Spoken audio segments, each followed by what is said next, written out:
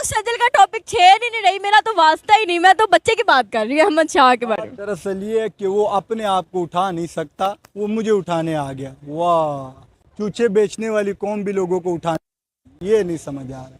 चूचे बेचने वाली कौम, इतना बड़ा खिताब मिल गया, अभी शर्म आ जानी चाहिए। अच्छा, नहीं उसने ये बात क्या सोच के की है? उसका आपके साथ, जी? उसका आपके साथ कोई वो बनता नहीं है, ना आप एज फेलो हैं, ना आप दोस्त हैं, ना आप क्लास फेलो हैं, ना आप कॉलेज फेलो हैं, तो फिर भी उसने आपको ये क्यों बात की? ये आप लोगों को पता ही नहीं है। इन लोगों ने यानी जो व्यूज़ मेरे वीडियो पे आए थे ना, तो वो मुझे ख़राब करने में लगे हुए थे। अच्छा, ठीक है, और इज़्ज़त ज़िल्लत अल्लाह के हाथ में। जो रिस्पेक्ट मुझे मिली इसके बाद, उस बात के बाद जो मुझे रिस्पेक्ट मिली, वो अल्लाह को पता है और मुझे पता है। ठीक है, और इन्होंने कहा था कि हम इसकी बात को छेड़ेंगे, कि हम इसको उठाएंगे, ये वो।